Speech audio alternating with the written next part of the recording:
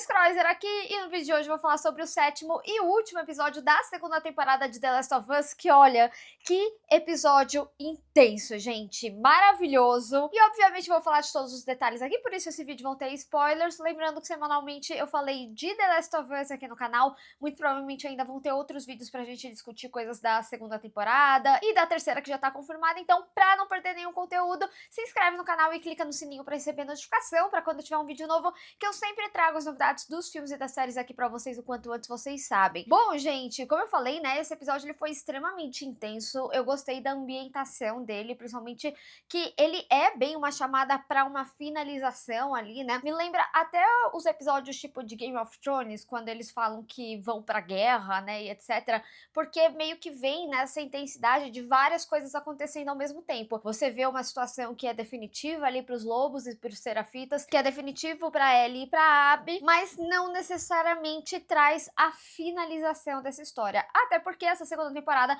ela foi bem mais focada na perspectiva da Ellie, né, da jornada dela, e o final ele deixa claro ali que a gente vai ver na terceira temporada a perspectiva da Abby, que eu confesso que eu queria até ter visto um pouco mais nessa segunda temporada, mas eu gosto dessa distribuição narrativa que contempla, inclusive, a narrativa do jogo e que finaliza num ponto extremamente importante. Mas um dos aspectos que eu gostei muito desse episódio são as discussões, né, que eles trazem sobre propósito, sobre a nossa vida, ainda mais nesse universo, tanto que tá em guerra ali, né, a cidade de Seattle, mas as questões individuais da Ellie e do Jesse ali. Eu quero começar falando sobre o Jesse e a Dina na cena inicial, porque isso é uma diferençazinha que a gente tem no jogo. No jogo, o Jesse ele percebe mais que a Dina ela tá grávida, porque ele vê que ela não tá passando muito bem, né, ele observa ali ela, e aqui eu achei que eles trouxeram pontos fundamentais pra ele entender que ela tava grávida, tipo, não beber, né, a forma que ela falava também, ainda mais a Dina, né, tipo, no ano novo a gente viu que ela tava meio altinha, ela falou que não tava tanto quanto a Ellie imaginava,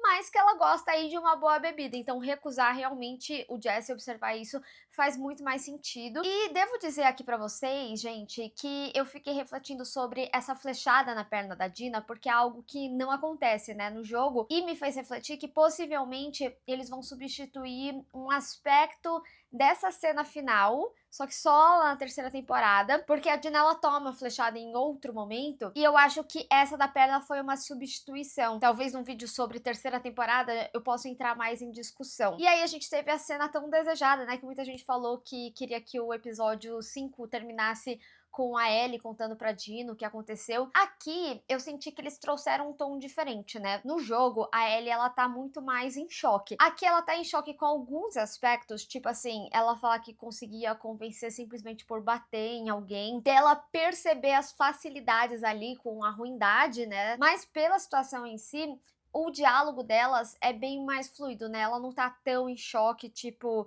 meio que descrente do que ela fez, mas eu acho que isso é um aspecto que a série constrói muito bem, porque, por exemplo, quando a Ellie entende, né? Porque nesse diálogo mesmo ela fala que a Nora falou de baleia e de roda gigante, que depois ela descobre que era o aquário onde a Abby tava. Essa cena mesma mostra como a Ellie ela fica muito surda e cega e muito centralizada na sua vingança, a ponto dela não ouvir o que o Jesse tá falando, que eles estão próximos ali de encontrar o Tommy, e o Tommy era a prioridade ali da missão, né? Então eu acho que muito ali até do que acontece com a Nora, como vem envolto dessa sede de vingança, acho que tem muito daquele aspecto que eu falei, né, sobre como ela dá uma virada de chave, que nem na cena do violão, né, que ela tá mais emotiva, ali o jeito que ela olha pra Dina tá mais emotiva, e quando a Dina fala, achei onde tá a Nora, ela muda completamente porque ela tá focada ali na vingança. Então é interessante ver como que eles trabalham esses aspectos nela, e justamente por eles terem trabalhado dessa forma, ela age um pouquinho diferente, aqui ela não tá tão em choque com o que aconteceu. Mas outro detalhe que eu acho interessante dessa cena é a Dina olhando as costas dela, né, vendo o quão machucada ela tá, porque eu acho que esse episódio, de uma forma geral, ele questiona muito sobre essa missão suicida que eles estão, e muito disso vem nos diálogos entre o Jesse e a Ellie, né, e eu tenho falado que eu entendo a raiva do Jesse, né, desde o quinto episódio, porque é um pouquinho, né, diferente do jogo, até porque agora eles trazem esses diálogos, e tem vários pontos que eu quero destacar aqui. O primeiro é que, assim, imagina que alguém leva a tua namorada, teu namorado, pra uma missão completamente suicida e você vai atrás. Um negócio que você foi contra, que inclusive aqui ele revela que ele votou contra a Ellie ali, né? Eu até tinha achado que na votação tinha sido o Tommy, a Maria e o Jesse, que são pessoas que estão meio que do lado, né? Supostamente ali do lado da Ellie. E faz todo sentido ela ficar puta, porque no final das contas é uma pessoa que ela confiava e contava, né, com que apoiasse ela. E isso, assim, gente, independente de ser uma atitude individualista ou consenso pela comunidade ou não, é o mínimo que você espera, que a pessoa que gosta de você, que tá do seu lado, te apoie, independente de quão doida é a sua decisão. Então eu gosto muito dessa troca de farpas dos dois, porque eles têm perspectivas muito diferentes. E eu acho que isso é extremamente importante, porque aqui a gente tá dando uma perspectiva narrativa de ponto de vista de duas pessoas que são aliadas. E eu acho que isso é muito complementar da própria série, como ela tá construindo a perspectiva da Ellie e da Abby. A gente vai ter o conhecimento da perspectiva da Abby na terceira temporada, mas o que eu quero dizer com essa discussão é que você consegue compreender pontos totalmente diferentes e ainda assim concordar. Em vários momentos, enquanto eles estavam discutindo, tipo, o Jess falando que a Ellie era egoísta e a Ellie falando que o Jess queria ter esse senso de superioridade, eu conseguia concordar com os dois. Meio que eram aspectos, né, que ambos carregam ali, são suas características, mas ao mesmo tempo, eu entendo a Ellie, né? Foi que nem ela falou pra ele, você não viu ele sendo massacrado na tua frente. Então, tem que pensar também que, além dela ter uma pessoalidade maior ali com a pessoa que morreu, ela viu, né, o quão sádico foi toda a situação. E isso é algo irreparável. E, gente, nossa, que dor no coração desse episódio, né? Porque quem jogou já sabia o que ia acontecer com Jesse, e aí é interessante a gente observar que ao longo desse episódio ele fala por diversas vezes que ele não podia morrer. Então, seja ali no momento dele falando, vamos encontrar o Tommy e ir embora daqui porque a gente tá numa zona de guerra e agora, principalmente, eu não posso morrer porque eu vou ser pai. E quando ele fala que ele não queria se arriscar para ajudar o Serafita, por mais que fosse uma criança ali, um adolescente, porque ele não podia arriscar morrer, ele tinha que ir focado na missão só buscar o Tommy e ir embora pra justamente não aconteceu o que aconteceu. Então, realmente, de partir o coração, mas, ao mesmo tempo, eu acho que é muito complementar a discussão aí da série, né, sobre essas relações humanas, porque quando a gente vê o Jesse falando como ele era uma pessoa que foi preparado a cuidar dos outros, ele nunca cuidou dele mesmo, ou ele nunca fez coisas que ele queria, como ir embora ali com a menina, quando ele fala sobre tipos de amores, né, e ele até fala que entende a relação dela e da Dina, que elas se olham diferentes, que é recíproco, né? Diferente da relação deles, que talvez fosse algo até habitual, né? Porque era uma relação de vai e vem. Então, The Last of Us, a obra, de uma forma geral, né? Ela sempre discute como a gente vive ou nessa nova sociedade, ou o que a gente faz por aqueles que ama, né? Então, assim, quando a gente pensa na vida do Jesse, ele viveu pelo que exatamente? Ele morreu sem fazer o que ele realmente queria, sempre preocupado com os outros e nunca com ele mesmo. Ou de viver aquela típica discussão, né? Melhor viver 5 anos bem vividos ou 30 anos ali garantido, mas na monotonia ou de uma forma que você não gostaria de viver. E a Ellie, ela vive muito no entorno realmente das coisas que ela quer. Chame de egoísmo ou chame de objetivos, né? E eu acho que complementar a isso também, a gente vê nesse episódio que a Ellie conta ali pra Dina o porquê do Joel ter sido morto, né? Por que a Abby estava atrás. E esse diálogo é muito importante por dois motivos. Primeiro, porque a gente tem do histórico da Dina, né, do passado dela falando, o cara que matou minha família, se ele tivesse se safado, eu ia o resto da vida ir atrás dele, porque isso, inclusive, é algo que a Abby fez, né? Então, acho que a indignação dela também vem muito disso, porque ela consegue entender a motivação da Abby. E aí, gente, nem me entendam mal no sentido de, tipo, ah, o Joel estava errado. Não, eu também acho que eu faria a mesma coisa que ele se eu tivesse toda a motivação ali dele, né, de matar 20 vagalumes. E é por isso que eu falei sobre a importância desse ponto, dessa perspectiva, porque você consegue compreender os dois lados e concordar, mesmo enquanto são personagens em discordância, sabe? E a gente vê, né, que nem eu tinha falado, da conversa ali da varanda, que o Joel fala que espera que a Ellie conhecesse um amor que nem ele teve por ela, né, de pai, de uma filha que não era do seu sangue. E a cena do livro, eu acho que ela é meio complementar a isso. É lógico, é um agrado ali pra Dina, mas num cuidado já, né, com aquele bebê que não nasceu, com toda essa relação de ser pai, de cuidar dessa criança, diferente do Jesse, né, que é o pai e ele fala, ah, eu nem pensei nisso. Então eu acho muito bonito como a série, ela trabalha essas discussões, elas estão ali, a interpretação é inteiramente sua, a gente só tá ali observando, né, essas pessoas e como que elas estão agindo nesse mundo perverso. Tão perverso, né, que a gente de fato vive uma zona de guerra. Gente, eu amei a ambiência do episódio, como eles deixaram mais pesada, né, a cena da chuva. Gente, a onda, que claustrofobia. Eu não sei vocês, tá? Mas assim, gente, eu sou de 92 e nos anos 2000 tinha muito filme de tsunami. E assim, não tem como o Brasil ter tsunami porque não tem placa tectônica, né, pra bater, enfim. Eu cresci com um medo terrível de tsunami, mesmo não sendo possível no Brasil, mas eu tenho um medo terrível de tsunami por causa dos filmes da época. Então, ver essa cena da Ellie pra mim foi fobia pura. E eu acho legal, né, a gente ver aqui o Isaac falando sobre a intenção dele com a Abby, né, porque ele queria que ela fosse a próxima chefe, né, ali dos lobos.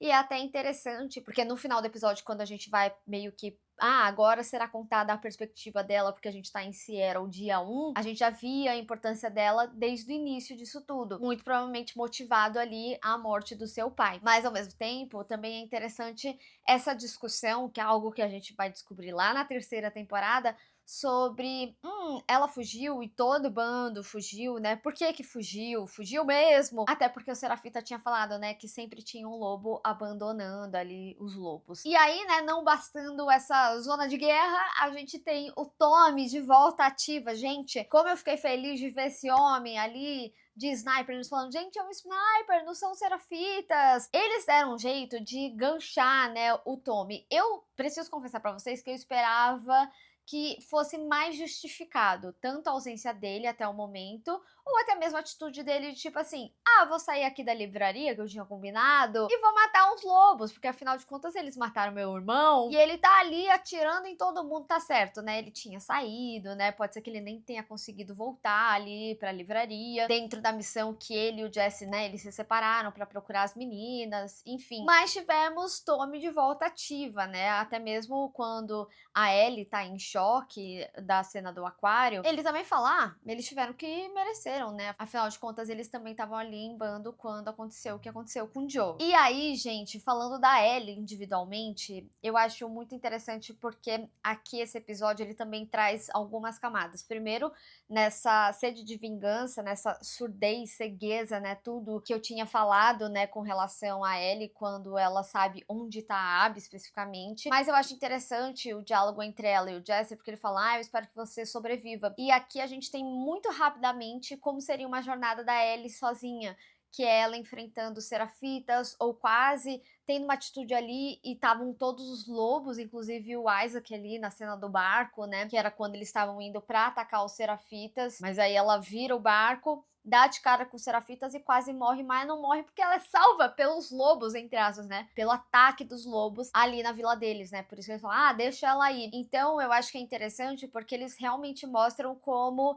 é uma missão suicida, né? Ali, principalmente nessa zona de guerra, não importa se ela não é lobo, se ela não é serafita, se ela desse de cara com um deles, ela iria morrer ainda mais sozinha, sabe? E isso demonstra também como os serafitas, eles não estão ligando, inclusive a criança, o que também contrapõe ali um pouco com o que o Jess falou, porque, por exemplo, imagina aquele adolescente que a Ellie queria salvar e o Jess não, eles até conseguem dominar aqueles 6 lobos que estavam lá. Mas e se o Serafita, ao invés de ser grato, ele não fala assim, valeu, e pá, mata os dois ali, sabe? Então, assim, sangue dos olhos. Mas eu acho legal eles construírem essa característica. Vai ser importante lá na frente. E aí, né, a gente tem essa cena de encontro com a Mel e o Owen. Gente, essa cena, ela tem muitos detalhes importantes pra você, pelo menos, prestar atenção, sem essencialmente ter o conhecimento do porquê. São coisas que vão ser reveladas realmente lá na terceira temporada, com a perspectiva da Abby, mas eu vou falar aqui pra vocês que eu gostei muito mais dessa cena, como ela foi feita aqui na série do que no jogo,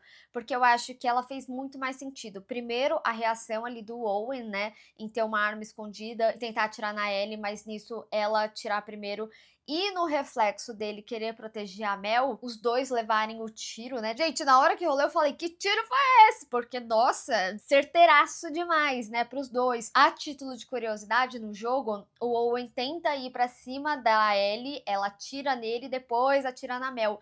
Eu acho que realmente ficaria muito confuso, principalmente tendo em mente, né, que eles têm conhecimento de base militar. E outro detalhe também importante dessa cena, né, e aí tanto pra série quanto pro jogo tem um peso muito grande, porque a Mel, ela tá grávida, então com esse contexto da Dina, né, eu acho que torna ainda mais pesado, e eu acho que pra série eles vão refletir isso lá na frente da história, e o fato de mostrar, né, que ela tinha conhecimentos médicos também vai ser importante pra quando a gente acompanhar essa jornada aí da perspectiva da Abby. Assim como a cena da maca ali, né, quando a Ellie chega e fala, nossa, o que é isso? Então são introduções que são pontos de atenção aí pra quando vier a terceira temporada. E eu acho também, né, essa cena, ela tinha que ser forte até mesmo pra Ellie ter aquele entendimento no final de tipo, tá, a Abby, no final das contas, é quase que a única que vai viver, né, ainda tinha alguns vivos, tipo o Manny, mas pra ela ter esse entendimento, né, ali, vamos falar dessa forma, de que, sim, ela tem que dar o let it go dela e ter esse convencimento pra ela retornar pra Jackson. Mas como tudo em The Last of Us, nem tudo são flores, né?